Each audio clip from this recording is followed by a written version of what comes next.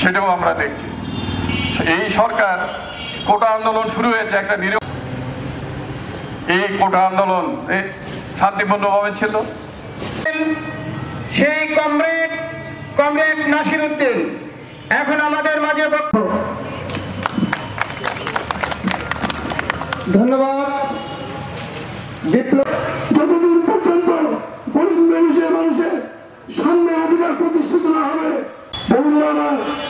Communist party একদিনের party না।